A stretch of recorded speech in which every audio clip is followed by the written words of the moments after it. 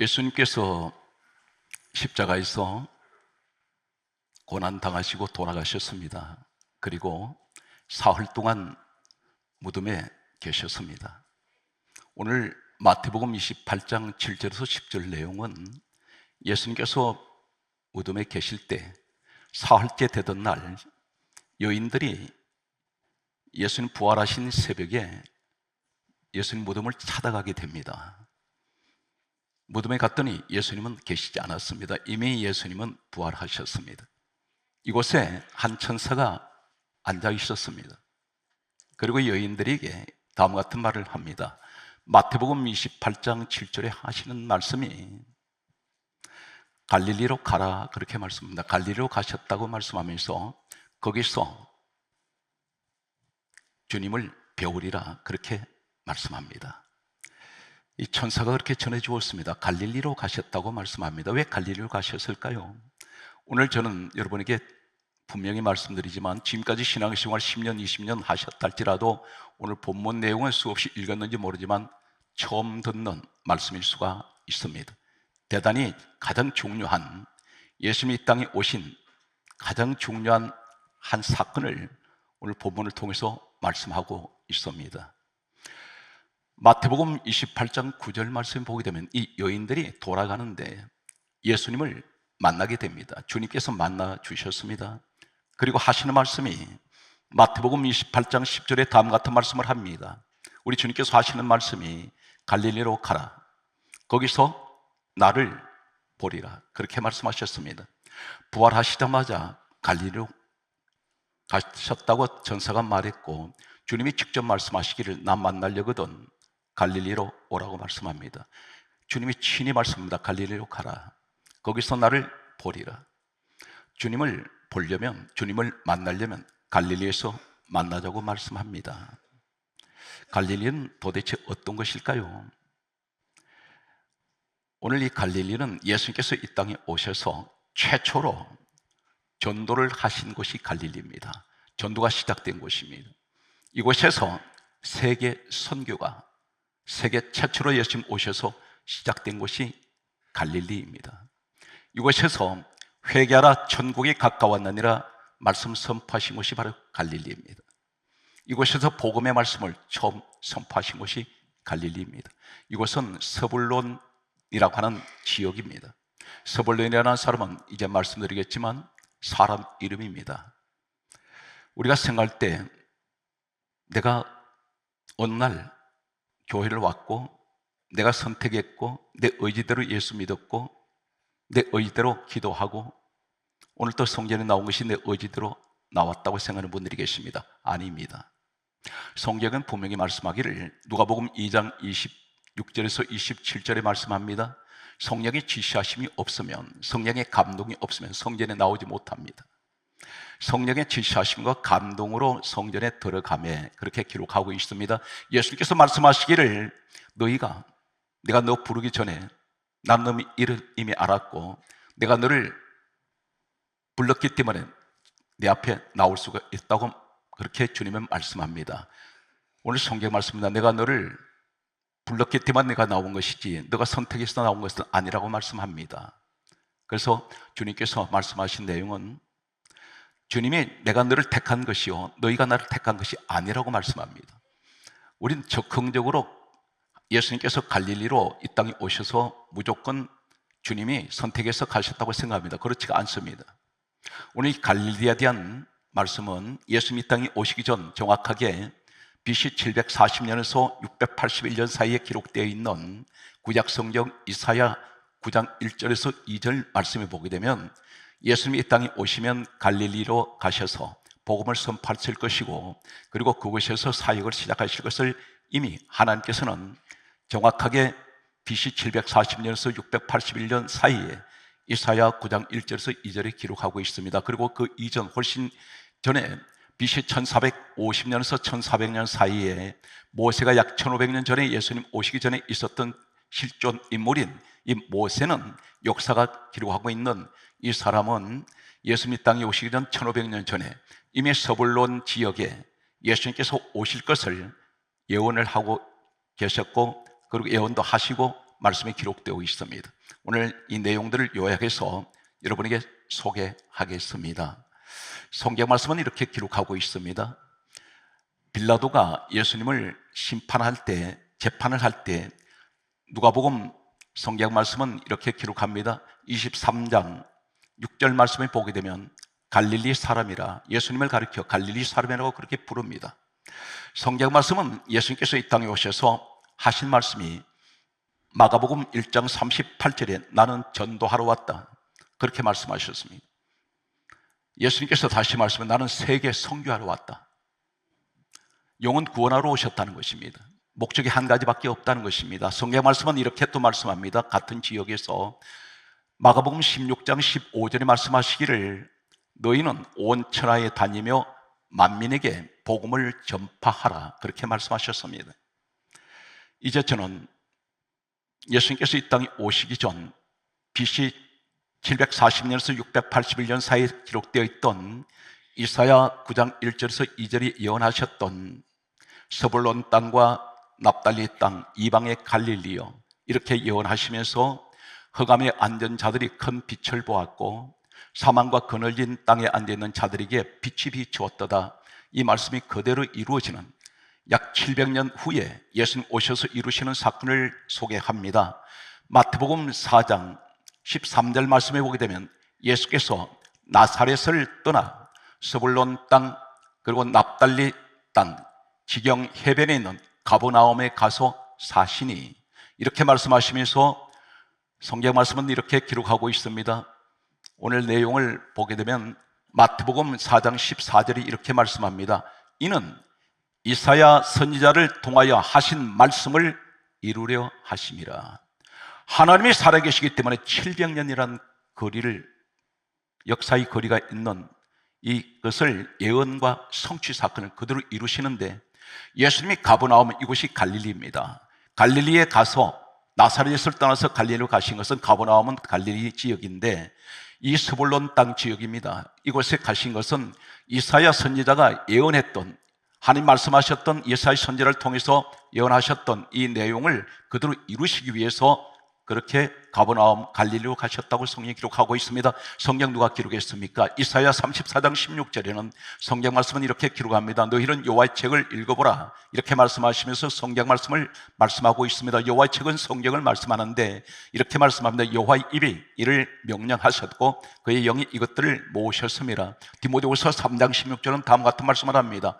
모든 성경은 하나님의 감동으로 기록이 되고 있습니다. 우리 하나님이 살아계시기 때문에 700년 거리 역사를 두고 하나님께서 그대로 예언하셨던 성경에 기록된 내용을 그대로 성취하시는 이 사건을, 갈릴리 사건을 통해서 보여주고 있습니다. 성경 말씀은 계속해서 말씀을 보면 이렇게 기록합니다. 마태복음 4장 15절 말씀을 보게 되면 스불론 땅 그리고 납달리 땅을 가리켜 이방의 갈릴리요, 이렇게 부릅니다.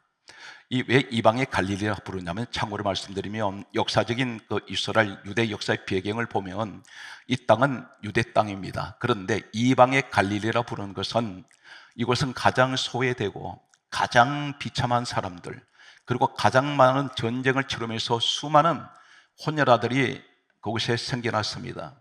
그래서 순수한 유대 혈통을 가진 사람들은 이곳을 이방 지역으로 그렇게 항상 취급을 했습니다. 대단히 초라한 지역에, 그리고 빈민촌이라고 할 수 있는 낙후된 지역이 바로 이 갈릴리라고 할 수 있습니다. 우리 주님께서는 이곳을 선택을 하셨습니다. 언제? 하나님께서는 700년 전에 이미 이 갈릴리 지역을 통해서 예수님께서 사역을, 전도 사역, 세계 선교 사역을 시작하실 것을 주님은 우리 하나님 준비하고 계셨습니다. 적극적으로 하신 것이 아닙니다. 성경 말씀은 계속해서 이렇게 기록하고 있습니다. 이사야 9장 1절에서 2절이 예언된 이 말씀이 그대로 옮겨오면서 예수님이 갈릴리 사역을 시작하실 때에 마태복음 4장 16절은 다음 같은 말씀을 하고 있습니다. 흑암에 앉은 자들이, 백성들이 큰 빛을 보았고, 그리고 하시는 말씀이 사망의 땅 그늘에 앉은 자들에게 빛이 비추었도다. 이 빛은 예수 그리스도를 말씀하고 있습니다. 그러면서 마태복음 4장 17절에 말씀하시기를 회개하라, 천국에 가까웠느니라. 이 말씀이 바로 갈릴리에서 첫 선포되는 말씀입니다. 예수님의 첫 말씀이, 복음의 말씀은 갈릴리에서 시작되고 예수님 첫 시작이, 전도의 시작은 갈릴리입니다. 그리고 세계 선교의 시작이 갈릴리입니다. 이제 예수님 오시기 전 약 1500년 전으로 예언된 내용을 소개하겠습니다. 잠시 전에는 이사야 선지자를 통해서 740년에서 681년 사이에 기록되어 있던 이사야 9장 1절에서 2절 예언을 그대로 성취하신 사건을 말씀드렸습니다. 그런데 이제는 모세 시대로 거슬러 올라가면, 오늘 사랑하는 성도 여러분, 우리가 성경을 단순하게 간단하게 믿는 것이 아니라 하나님은 한 지역까지 철저하게 준비하시는데, 몇 년 동안 준비합니까? 1500년 전에 이미 모세를 통해서 준비하십니다. 어떻게 준비하셨느냐면 성경 말씀은 이렇게 기록하고 있습니다. 이 스볼론 땅이라는 것은 사람 이름입니다. 이 사람 이름이 누구냐면, 성경 말씀은 창세기 30장 20절 말씀에 보게 되면 야곱의 아들 한 사람이 태어나는데 스볼론이라는 아들이 태어났습니다. 성경 말씀은 이렇게 기록합니다. 창세기 49장 13절 말씀에 보게 되면 다음 같은 말씀을 합니다. 하나님께서 말씀을 통해서 이 스볼론을 선택하셨습니다. 지명하십니다. 뭐라고 말씀합니까? 스볼론은 해변에 거주할 것이라. 그 곳은 뱀에는 해변이라. 이 해변은 뭘 말합니까? 배를 메고 있다는 뭘 말합니까? 앞으로 세계를 향해서 이 스볼론 사람들이 세계 선교를 할 것을 하나님 이미 1500년 전, 예수님 오시기 전 주님이 이 땅에 오셔서 스볼론 지역을 택하실 때에 그곳에 갈릴리 지역에 있는 곳에 가시기 전에 1500년 전에 하나님 이미 스볼론이라는 사람을 택하셨습니다. 너들은 반드시 세계 선교를 향하여 너희들은 해변에 거주하며 그곳은 배 매는 곳이라, 이렇게 말씀하십니다. 성경 말씀을 보게 되면 다음과 같이 말씀합니다. 신명기 33장 18절 말씀을 보게 되면 다음과 같은 말씀을 합니다. 스볼론은 밖으로 나감을 기뻐하라, 이렇게 말씀합니다. 해변에 있는데 밖으로 나감을 기뻐하라 말은 세계 선교를 할 것인데, 너희들을 통해서 세계 선교의 비전을 가지고 하나님 말씀하시는, 너희들은 밖으로 나가는, 세계를 향해서 뻗어나가는 것을 너희들은 기뻐하라 말씀합니다. 그러면서 이어서 하시는 말씀은 이렇게 말씀합니다. 신명기 33장 19절에 말씀하시기를 다음 같은 말씀합니다. 그들이 백성들을 불러 모아 산에 이르러 의로운 제사를 드릴 것이며, 그리고 하시는 말씀이 바다의 풍부한 것과 모래에 감추인 것을 흡수하리로다. 이 말씀은 무슨 말씀이면 너희들에게는 큰 재물의 축복을 주는데, 첫째는 그들이 백성들을 불러 모아서 산에 이르게 한다는 것은 무엇을 말하냐면 전 세계의 백성들, 사람들을 부릅니다. 그래서 선교를 통해서 의로운 제사를 드린다는 것은 우리의 의로움은 하나님이십니다. 제사는 예배입니다. 하나님께 예배를 드리게 할 것이라는 것입니다. 그러면서 너희들은 바다에 풍부한 것을 가질 것이다. 전 세계 5대 6대지에 흩어져 있는 수많은 재물의 축복을 너희들은 누릴 것이라는 것입니다. 그리고 하시는 말씀이 바다에 감추어진 보배를 흡수한다 있습니다. 감추어졌다 있습니다. 이 세계 선교를 통해서 이 스불론은 역사에 보게 되면 가장 많은 무역을 하게 됩니다. 엄청난 재력을 이 스불론 혈통을 가진 사람들이 가지게 됩니다. 세계 최고의 무역한 사람들이 바로 스불론 사람들입니다. 이 사람은 그 돈을 가지고 세계 선교를 하게 됩니다. 성경 말씀은 이렇게 기록하고 있습니다. 출애굽기 28장 17절 말씀 보게 되면 12지파가 구약에 기록됩니다. 그런데 이 12지파에 대해서 보석이 하나씩 있습니다. 그런데 이 스불론 이 사람들에 대해서 대한 보석이 하나 있는데, 출애굽기 28장 10절에 보면 녹주옥이라는, 한글에는 녹주옥이라는 보석이 있습니다. 그런데 이 영어로는 카본클입니다. 이 보석은 어떤 보석이냐면 등대 불빛입니다. 이 보석의 모양이 등대 불빛인데, 등대의 불빛은 어떤 것입니까? 망망대해에 배가 난파선이 방향이 없이 떠돌아다닐 때에 등대의 불빛을 봤을 때 그들은 이제 살았다, 환호를 할 것입니다. 등대의 불빛은 생명의 빛입니다.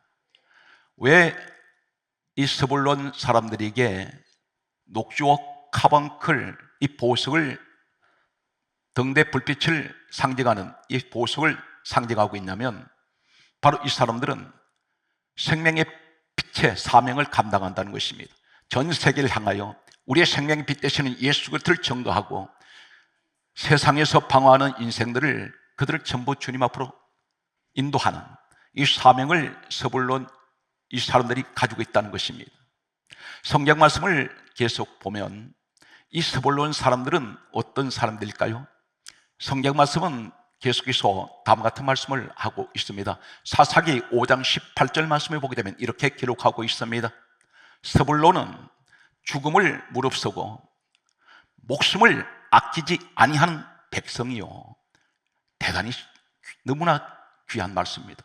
이 서불론 사람들은 한마디로 복음을 위해서 사는 사람들인데, 그들은 죽음을 무릅쓰고 생명을, 목숨을 아끼지 아니한다 했습니다. 복음을 위해서라면 목숨을 아끼지 않습니다. 하나님이 이 사람들을 이렇게 인정을 하십니다.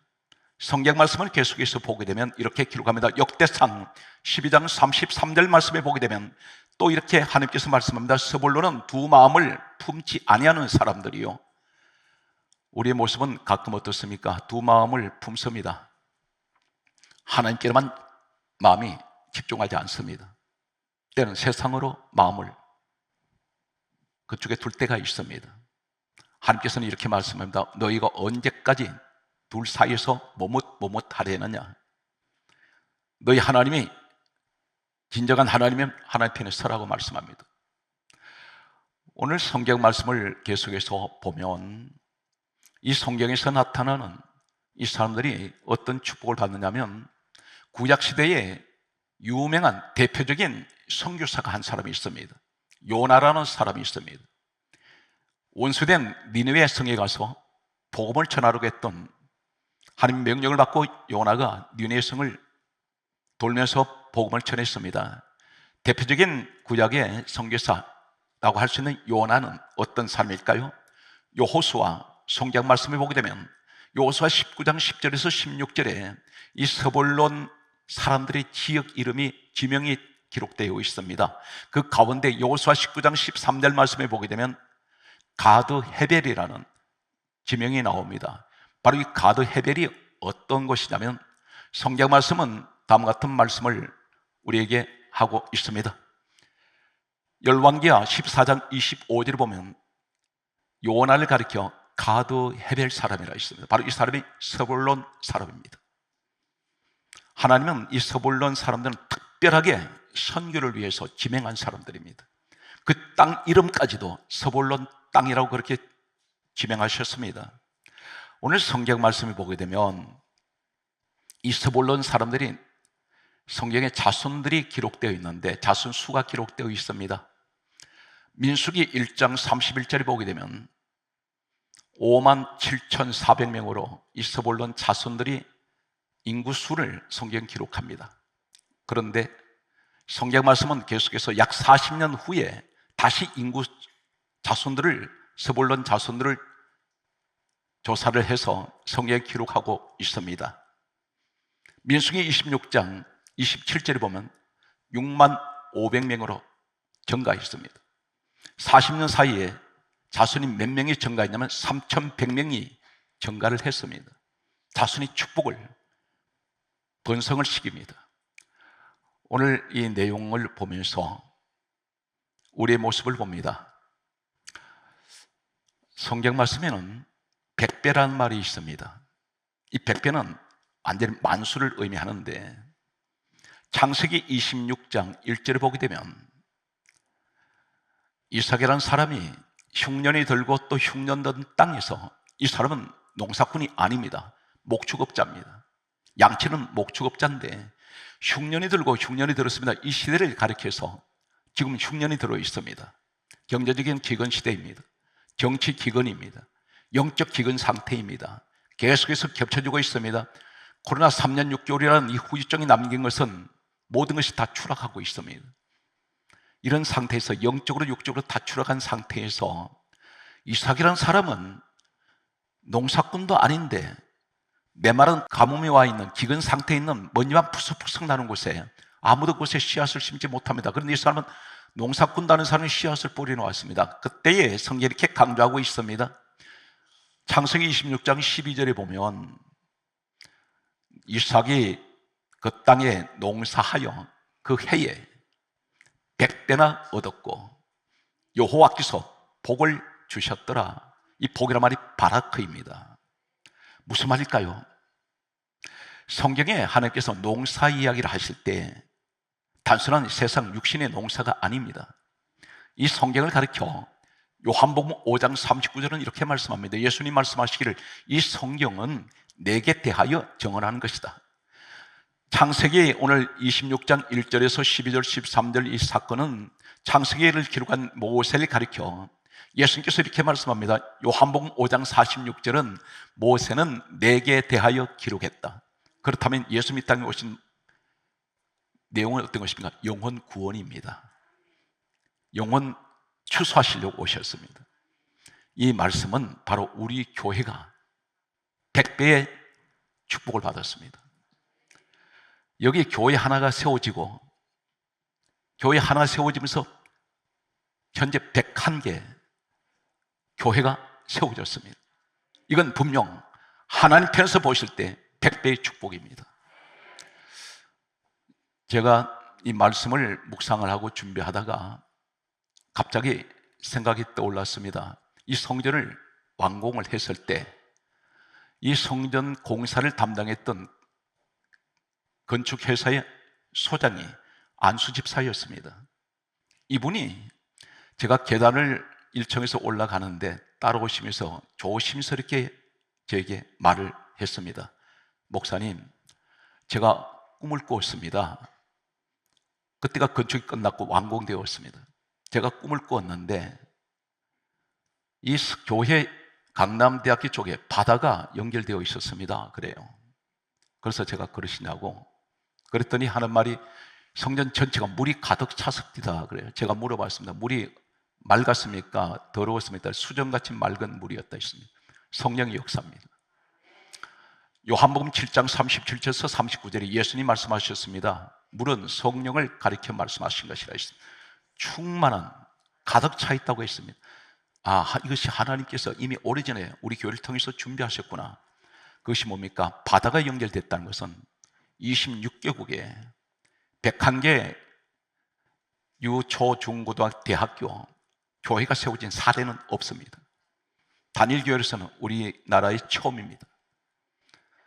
그런데 하나님께서 성경 말씀을 어디를 주시냐면 창세기 26장 1절에서 13절까지 말씀, 이삭이 흉년된 땅에 농사하여 그 해에 100배나 얻었고 이 축복이 여러분에게 함께 하시기를 예수님으로 축복합니다.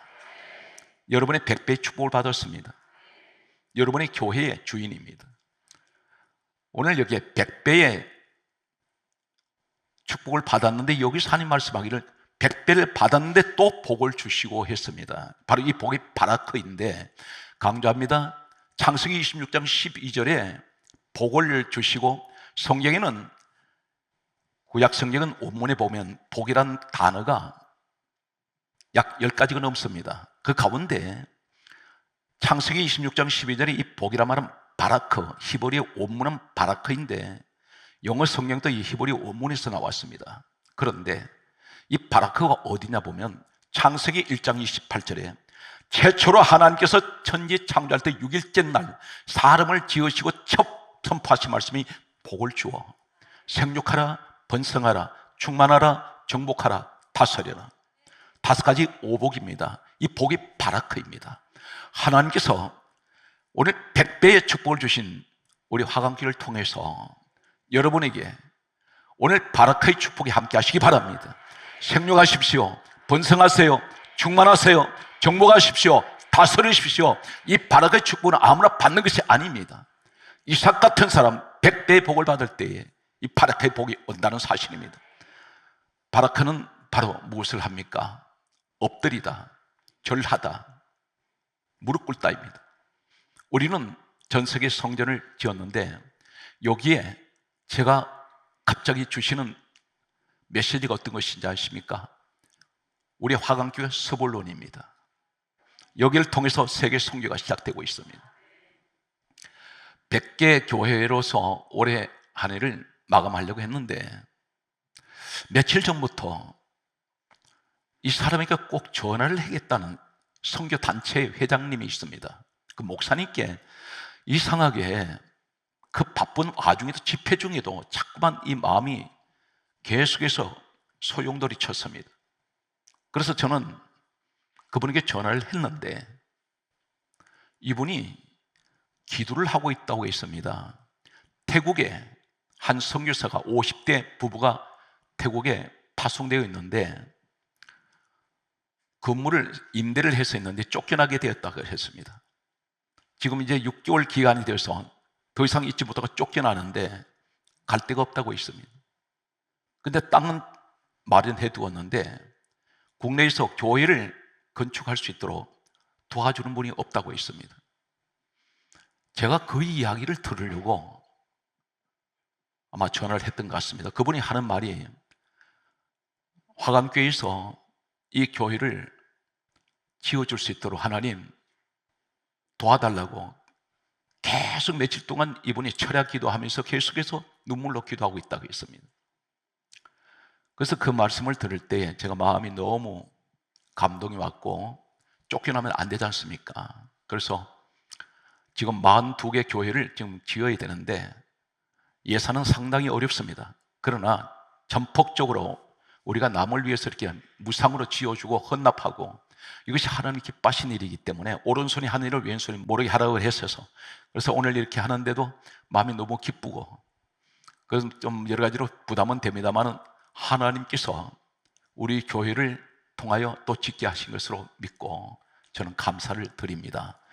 우리가 이 세상에 살면서 많은 것도 거두었고 많은 것도 얻었습니다. 그러나 가장 큰 축복은 교회를 세우신 목적이 하나 있습니다. 사랑하는 성도 여러분, 교회의 목적은 하나밖에 없습니다. 기억하십시오. 예수님 말씀하셨습니다. 마가복음 1장 30절에 나 전도하러 왔다. 우리 교회가 이 사명을 가지고 있어야 됩니다. 주님의 관심은 갈릴리에서 나 만나자. 그 자리가 어디입니까? 전도가 시작된 자리입니다. 갈릴리에서 나 만나자. 너 나 만나려거든 갈릴리로 와. 이 말씀이 무슨 말입니까? 세계 선교 시작이 거기서부터 시작되기 때문에 선교하려거든 나 만나자. 오늘 살아온 성도 여러분 100배의 축복에 함께 하시기를 주의 이름으로 축원합니다.